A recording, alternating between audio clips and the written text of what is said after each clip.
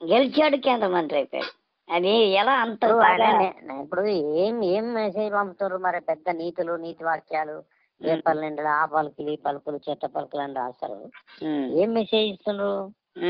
డబ్బులు సంపాదించుకోవాలా, నెల ముందో 2 నెలల ముందో రావాలా, డబ్బులు ఇవ్వాలా, ఉత్త పెన్సిళ్ళు నోటు పుస్తకాలు పంచాలా, వీలైతే పేపర్ల ఫోటోలు దిగి వేసుకోవాలి, ఫండింగ్ ఇచ్చారా, పోటీ చేయాలి, అంతే. ఎందుకు మరి ఏళ్ళ తరబడి విద్యార్థులు రాజకీయాలకు ఉండి, యువత రాజకీయాల్లో ఉండి ఏం చేయాలి కదా? 5,000 దేశంలోనే అత్యంత సంపన్నుడైన ఎంపీకి నెల ముందు వచ్చిండు, టికెట్ తీసుకుంటూ కేంద్రంలో మంత్రి పదవి అయిపోయిండు. అది ప్యూర్లీ ధనికుల ప్రభుత్వం అనేది తెలిసిపోయింది. అది వాళ్ళ కొరకే చేస్తారనేది విమర్శలు వచ్చినా, అదాని అంబానీలో చేస్తారని విమర్శలు వచ్చినా పట్టించుకోలేదు. ఏకంగా టీడీపీలో చాలా మంది కష్టపడ్డ వాళ్ళు ఉన్నారు కదా, ఎంపీలుగా పోటీ చేసిన వాళ్ళు ఉన్నారు కదా చాలా చోట్ల నుంచి. రాజకీయ నేపథ్యం ఉన్న అన్నారు, వాళ్ళకి ఎందుకు వేయలే? అదే సామాజిక వర్గం నుంచి కూడా ఉండుంటారు కదా ఎవరో ఒకరు, వాళ్ళకని ఇవ్వచ్చు కదా. మరి ఏంది ఇది? అది ఏంది? ఏం టికెట్ అది? ఏం కేంద్ర మంత్రి పదవి? కొత్త పలుకులు అవి ఇవి పలుకులు అన్నారు కదా.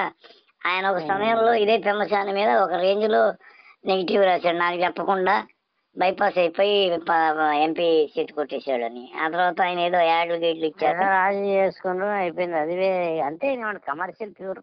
అంతా నీతులు చెప్తారు, ప్రజలేదో బోర్లో పడతారు అంతే. అలా కావాల్సినది. ఇప్పుడు పేదలు నమ్ముకున్నాడు ఏమయ్యాడు? పెత్తందారులతోనే ఏదన్నా అవుద్ది. పేదలు నమ్మినోడు ఏమయ్యాడు?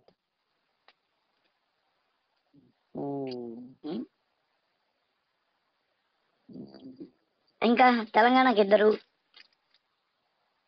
తెలంగాణలో రాజకీయ నేపథ్యం ఉన్న వాళ్ళకి ఇచ్చిండ్రు పార్టీ ఇచ్చింది, కరెక్టే. అక్కడ మన శ్రీనివాసవరం ఎవరో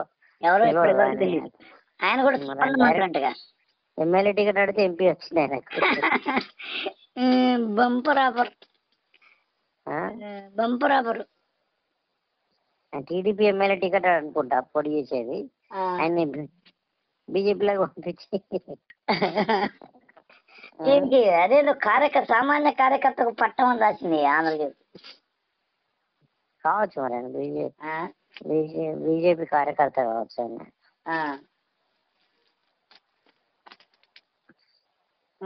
ఒక్కరే అలా ఇచ్చిన దాంట్లో ఏంటంటే రామ్మోహన్ నాయుడుకు ఇచ్చిండ్రు, పార్టీ లాయల్గా అమ్ముకున్నాడు, 2 సార్లు ఎంపీ అయ్యిండు.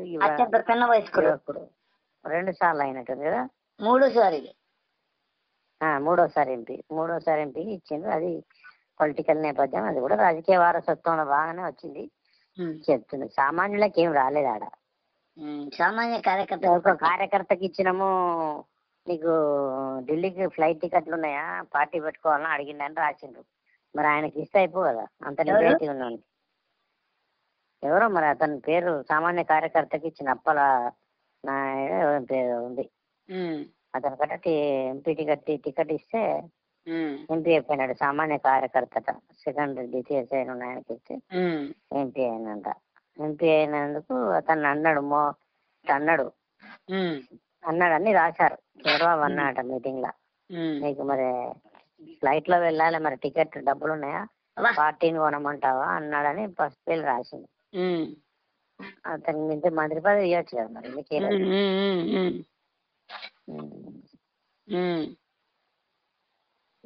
2009లో ఆయన బీజేపీ తరఫున పోటీ చేసి ఓడిపోయాడు.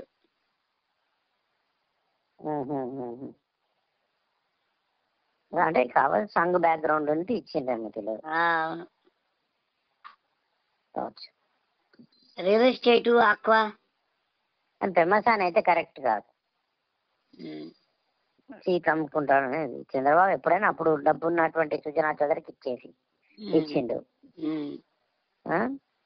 ఇప్పుడు ఎవరు